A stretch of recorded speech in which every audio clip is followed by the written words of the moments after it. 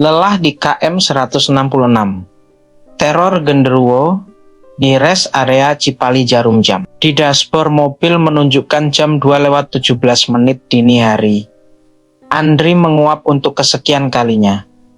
Matanya terasa perih dan berat. Perjalanan dari Bandung menuju Semarang ternyata lebih melelahkan dari yang ia perkirakan. Tol Cipali yang membentang lurus dan minim penerangan di beberapa titik. Ditambah lalu lintas truk yang padat sukses menguras energinya. Di kursi penumpang sebelah, Rina, istrinya, sudah terlelap sejak 1 jam yang lalu.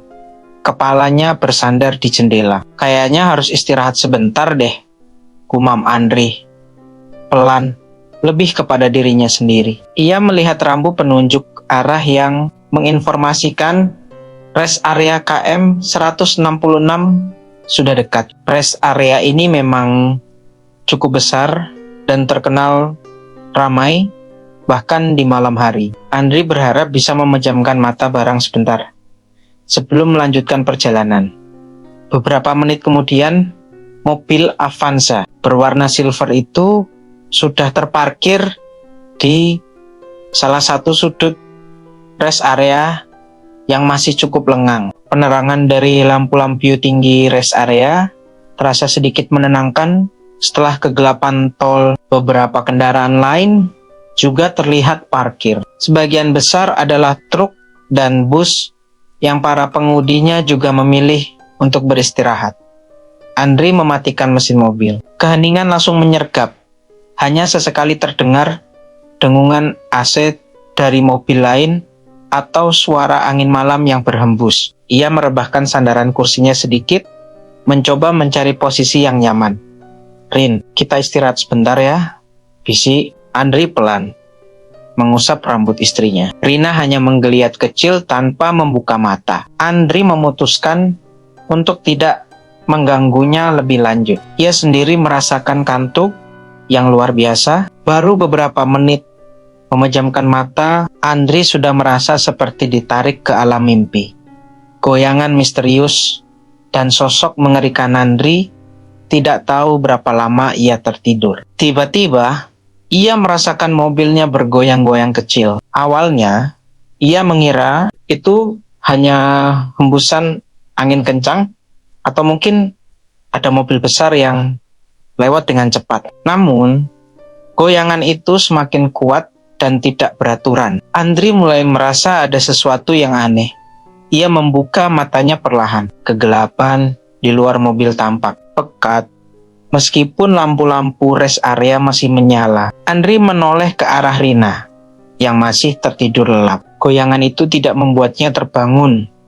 Rasa penasaran bercampur. Khawatir membuat Andri memberanikan diri untuk melihat keluar jendela.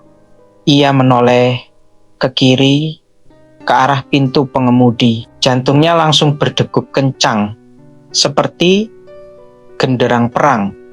Di dekat mobilnya, tepat di sisi kiri, berdiri sesosok makhluk yang sangat mengerikan. Tingginya jauh melebihi tinggi mobil, tubuhnya tampak kekar dan berbulu lebat berwarna hitam kecoklatan. Kepalanya besar dengan rahang yang menonjol, memperlihatkan taring-taring runcing yang panjang dan menakutkan. Matanya merah menyala dalam kegelapan, menatap ke arah mobil dengan sorot yang sulit diartikan. Rambutnya panjang dan kusut, menjuntai hingga hampir menyentuh tanah. Andri membeku di tempatnya. Ia tidak bisa bergerak, tidak bisa berteriak. Rasa takut yang luar biasa mencengkeram seluruh tubuhnya. Ia yakin makhluk di luar sana adalah genderuwo, salah satu jenis hantu yang sangat ditakuti dalam mitologi Jawa. Makhluk itu kemudian mengulurkan tangannya yang besar dan berkuku panjang ke arah mobil. Andri bisa melihat jelas, jari-jari kasarnya menyentuh bodi mobil, menimbulkan suara gesekan yang mengerikan. Goyangan mobil yang ia rasakan sebelumnya pasti berasal dari makhluk ini. Napas Andri tercekat. Ia berusaha membangunkan Rina, mengguncang tubuh istrinya pelan, namun panik. Rina, bangun, bisiknya dengan suara bergetar. Rina mengerjapkan matanya, terlihat bingung. Ada apa? Mas, tanyanya dengan suara serak khas orang baru bangun tidur. Ada sesuatu di luar, jawab Andri terbata-bata. Matanya terus terpaku pada sosok mengerikan di luar. Rina mengikuti arah pandangan suaminya. Awalnya, ia tidak melihat apa-apa karena gelap. Namun, ketika matanya mulai menyesuaikan diri dengan cahaya redup dari luar, ia melihat bayangan besar yang berdiri di samping mobil. Ya Allah, itu apa? Bisik Rina ketakutan, langsung mencengkeram lengan Andri dengan erat. Makhluk itu kini membungkuk sedikit, mendekatkan wajahnya yang mengerikan ke jendela pengemudi. Andri bisa mencium bau anyir yang menyengat, bercampur dengan aroma tanah lembab dan sesuatu yang busuk. Mata merah genderuwo itu seolah menembus kaca jendela, menatap langsung ke arah Andri dengan intens. Andri merasakan keringat dingin mengalir di pelipisnya. Ia berusaha untuk tetap tenang, meskipun jantungnya terasa seperti ingin melompat keluar dari dadanya. Ia teringat akan cerita tentang cara menghadapi makhluk halus. Salah satunya adalah dengan tidak menunjukkan rasa takut dengan susah payah. Andri mencoba mengalihkan pandangannya dari mata merah genderuwo itu. Ia melihat sekeliling rest area. Suasana tampak sepi dan sunyi. Beberapa mobil dan truk terparkir tidak jauh dari mobilnya, namun tidak ada tanda-tanda kehidupan di dalamnya. Seolah-olah hanya ia dan Rina yang bisa melihat makhluk mengerikan ini. Usaha melarikan diri yang penuh ketegangan Andri tahu mereka tidak bisa hanya berdiam diri di dalam mobil. Makhluk itu terlihat semakin agresif. Tangannya kembali menyentuh dan menggoyang-goyangkan mobil. Ia harus segera bertindak. Dengan gerakan cepat, namun hati-hati, Andri meraih kunci mobil di saku celananya. Tangannya gemetar hebat. Ia berusaha memasukkan kunci ke dalam kontak dan memutarnya. Mesin mobil meraung pelan, memecah kesunyian malam. Kita harus pergi dari sini, Rin, bisik Andri panik. Ia memasukkan gigi persneling dan menginjak pedal gas perlahan. Mobil bergerak maju perlahan. Genderuwo itu tampak terkejut dengan gerakan mobil. Ia mundur sedikit, namun matanya tetap mengawasi. Andri terus menambah kecepatan, berusaha menjauhi makhluk mengerikan itu. Saat mobil melaju semakin cepat, genderuwo itu tiba-tiba melompat ke arah belakang mobil. Andri dan Rina sontak berteriak ketakutan. Mereka bisa merasakan benturan keras di bagian belakang mobil. Dia mengejar kita, teriak Rina histeris. Andri melihat ke kaca spion tengah. Ia bisa melihat siluet besar dan berbulu itu berlari mengejar mobil mereka. Gerakannya sangat cepat dan lincah, tidak sesuai dengan ukurannya yang besar. Andri menginjak pedal gas lebih dalam lagi. Mobil melaju semakin kencang, meninggalkan area parkir rest area. Ia terus melihat ke kaca spion, memastikan makhluk itu tidak lagi mengejar mereka.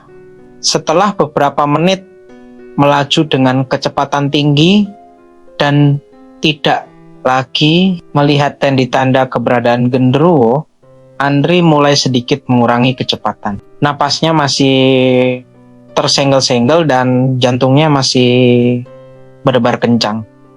Sudah nggak ada, Mas? Tanya Rina dengan suara gemetar. Andri mengangguk pelan. Sepertinya sudah tidak mengejar lagi, namun rasa takut dan trauma masih terasa begitu kuat.